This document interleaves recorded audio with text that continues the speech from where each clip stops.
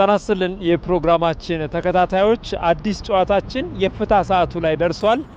ዛሬ በፍታ ሰዓታችን የተለያዩ ጉዳዮችን እናነሳለን። በተለይም እዚህ 6 ኪሎ የሚገኘውን የካቲት 12 የሰማዕታት ሐውልትና 4 ኪሎ የሚገኘውን የድል ሐውልት እንቃኛለን። በተለይ የጣሊያንን ጨፍጫፊነት የኢትዮጵያውያንን የመስዋዕትነት ታሪክ የሚያሳየው ይህ የካቲት 12 የትላንታችን ማሳያ ነው። 4 ኪሎ የሚገኘው የድል ሐውልት ደግሞ የኢትዮጵያውያንን አልበገሬነት አጉልቶ የሚያሳይ የኛነታችን መገለጫ ሐውልታችን ነው። ለመሆኑ ትውልዱ ትላንቱን እንዴት ያውቃል? እነዚህ ሐውልቶችስ ውክልናቸውን በደንብ እንረዳቸው ይሆን? ዛሬ በፍታ ሰዓታችን በሰፊ እንቃኛለን። ሰለሞን አሰፌ የፕሮግራሙ አዘጋጅና አቅራቢ ነኝ። እፍታ ይቀጥላል። አብራችሁን ቆይ።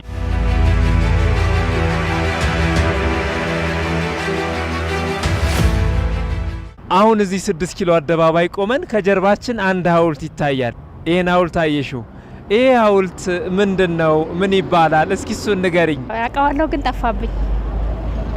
አሁን እንደምታየው 4 ኪሎ አደባባይ ነው የተገናኘ ነው። ከጀርባችን ደግሞ አንድ ሐውልት አለ። ለመሆኑ ይሄ ሐውልት ምንድነው? ስታየውስ እንዴት ትረዳዋለህ? ምንስ ሲባል ትሰማለህ?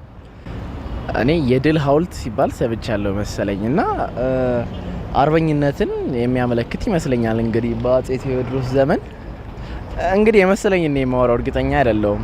በአጼ ቴዎድሮስ ዘመን እንግሊዞች ገብተው ሀገራችንን ወረው ነበረ። አጼ ቴዎድሮስ ሀገራችን እንዳይወረር ብሎ ራሱ አጠፋ ይባላል። እንግዲህ አሁን 6 ኪሎ እንገኛለን። ከጀርባችን አንድ ሐውልት አለ።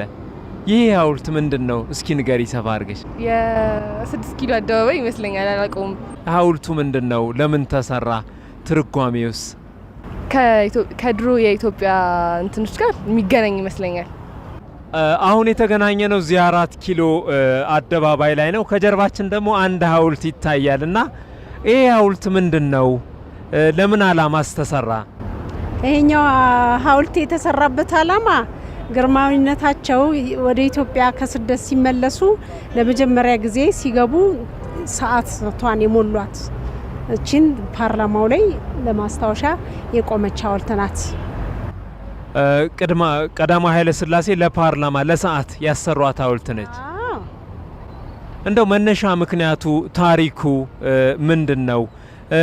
አንዳንዴም በዓል ሲከበር እናያለን። መቼ ነው የሚከበረው? ለምንድን ነው? የአርበኞች ቀን ብለን የምናከብረው ነው። በዛ ምክንያት የተሰራ ያንን ልክ ወደ ኢትዮጵያ የተመለሱባትን ቀን እና ሰዓቷን የገቡባትን ከስደት ተመልሰው ለ5 ዓመት ስደት የሄዱበትን ጊዜ ለማስታወሻ የቆመች ሐውልት ናት። ከጀርባ አንድ ሐውልት ይታየናል እና ይሄ ሐውልት ምንድነው? እርስዎ እንዴት ይረዱታል? ይገልጹታል? ትክክለኛ ነው። የድላችን ምንድነው? ሐውልት ነው። የታሪክ ሐውልት ነው። አሁን እዚህ 6 ኪሎ አደባባይ ነው ያለነውና ከጀርባችን አንድ ሐውልት አለና ይህን ሐውልት ስታየው ምን ይሰማሃል? ታሪኩስ ምንድነው? አምናት ሹር ግን የሚመስለኝ የሰማዕታት ሐውልት ነው እና የካቲት 12 የሚከበር ይመስለኛል። ባለፈው ተከብሯል። የሰማዕታት ሐውልት ነው ብዬ የማስበው።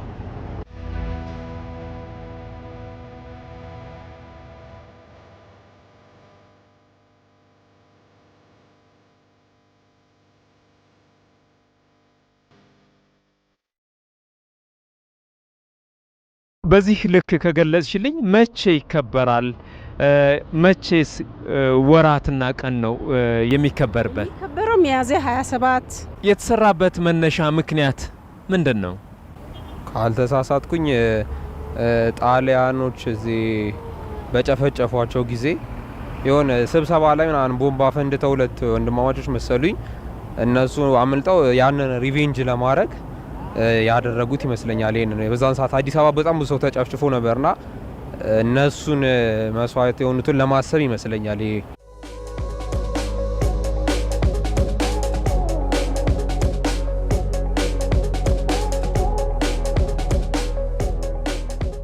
ታሪክን ይሄ ትውልድ እንዴት ማወቅ አለበት? ታሪክን በታሪክ እንዲሉ እንግዲህ ከባለ ታሪኮች በምንሰማው በተጻፉ ታሪኮቻችን አሉ። ከእንደዚህ እንማራለን።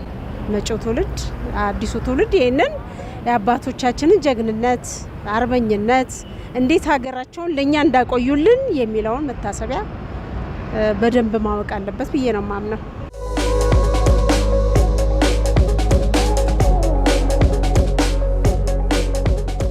አሁን ያለነው የካቲት 12 ሰማዕታት ሐውልት ይባላል። የሚገኘውም 6 ኪሎ መሀል 6 ኪሎ አካባቢ ነው። ፋሺስት በገባበት በአመቱ ነው እንግዲህ የካቲት 12 1929 ዓመተ ምህረት እዚህ አካባቢ ላይ ፋሺስት ጣሊያን የአዲስ አበባን ህዝብ ሰብስቦ ነበረ። በዚህ ስብሰባ ላይ አርበኞች ይህን ስብሰባ እንዳያደርግ ማስጠንቀቂያ ሰጠውት ነበረ።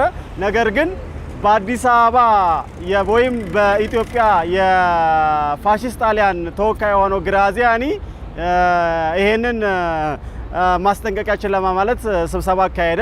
በአሁኑ 6 ኪሎ ዩኒቨርሲቲ ውስጥ ላይ ገነተ ልዑል የሚባል እንትን አለ፣ ቤተ መንግስት አለ። እዛ ቤተ መንግስት ነው ስብሰባ የተደረገው። ይህን ስብሰባ በመቃወም በታሪክ የሚታወቁ ሁለት ወጣቶች አብርሃ ደቦችና መጎስ አስገዶ የሚባሉ ሁለት ወጣቶች ግራዚያኒ ለመግደል ቦምብ ወርውረው አቁስለውታል እና ያንን በቀል በማድረግ ፋሺስት ጣሊያን የካቲት 12 1929 ዓመተ ምህረት 3 ቀን የአዲስ አበባን ህዝብ የጨፈጨፈበት ነው። የካቲት 12፣ የካቲት 13፣ የካቲት 14 ሬሳ ማንሳት የተጀመረው ራሱ የካቲት 15 ላይ ነው። ይሄ ሐውልቱ ይታያል። ሐውልቱ 3 ማዕዘን ነው። የሶስቱ ማዕዘን ዋናው ምልክት 3 ቀን የአዲስ አበባ ህዝብ ሴት፣ ወንድ፣ እስላም፣ ክርስቲያን ሳይባል ኢትዮጵያውያን በሙሉ የተጨፈጨፉበት ቀን ነው። ያንን ለማስታወስ ነው ይሄ ሐውልት የቆመው። ከዛን ጊዜ ጀምሮ ወጣቱ ትውልድ ኢትዮጵያውያን በብሔር፣ በሃይማኖት፣ በዘር በምንም ሳይከፋፈሉ ለሀገራቸው የከፈሉትን መስዋዕትነት ለማስታወስ በየአመቱ የካቲት 12 ይሄ ቀን ተዘክሮ ይውላል። ትልቅ ታሪክ እውነት የያዘ ሐውልት ነው።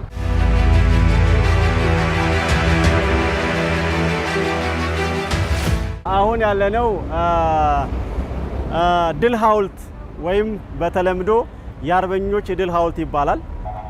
የሚገኘውን መሀል 4 ኪሎ አደባባይ ነው።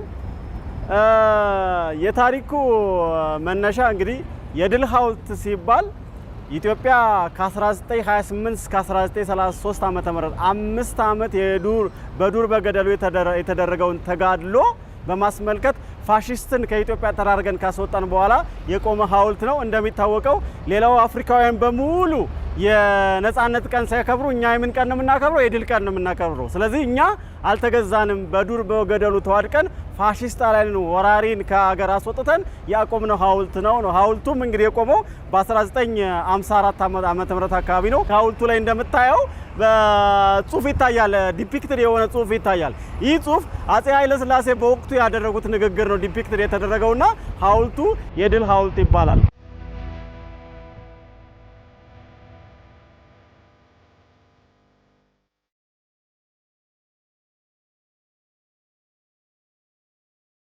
አንድ ሐውልት ሲቆም ከሐውልቱ ጀርባ ትልቅ ታሪክ ሊኖረው ይገባል።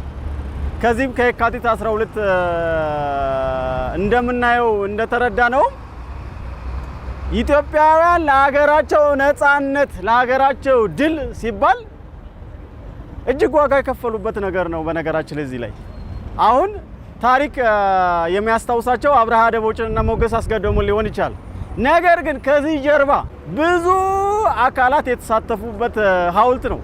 ያንን ታሪክ የከፈሉትን ሀገራቸውን እንዴት እንዳቆዩ ሀገራቸው በቀላሉ እንዳልተገኘች የሀገራቸው ነጻነት እንዲሁ አልጋ ባልጋ እንደሆነ ለማስተማር ትልቅ የሆነ ላይብረሪ ነው ይሄ ሐውልት ማለት ነውና ወጣቱ ትውልድ ሐውልቱ መቆም ትልቅ የታሪክ ማስረጃ ነው። ትልቅ ላይብረሪ ነው።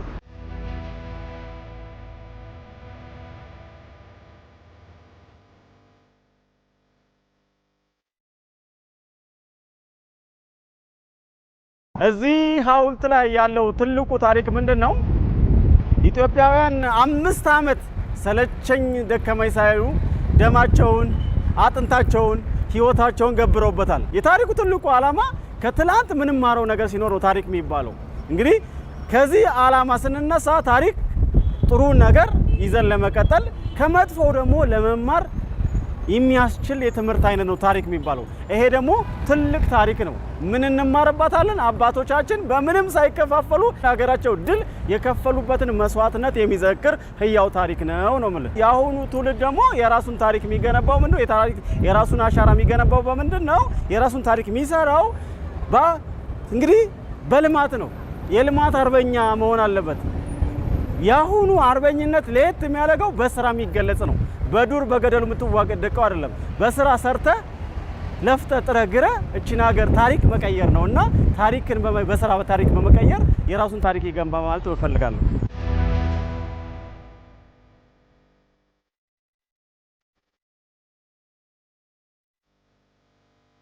የተከበራችሁ የፕሮግራማችን ተከታታዮች እፍታ ፕሮግራማችንን ነበር ወደ እናንተ ያደረስነው። እኛ ኢትዮጵያውያን ታሪካችንን ምን ያክል እናውቃለን የሚለውን ጉዳይ ነበር በእፍታ መሰናዷችን የቃኘ ነው። ታሪካችንን ማወቅ ከኛ ይጠበቃል። ትላንታችንን ሰርተን ነጋችንን ማስቀጠል ደግሞ የዚህ ትውልድ ኃላፊነት ነው።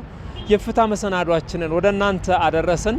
ሰለሞን አሰፌ የፕሮግራሙ አዘጋጅና አቅራቢ ነበርኩኝ። የሳምንት ሰው ይበለን። ጤና ይስጥልን።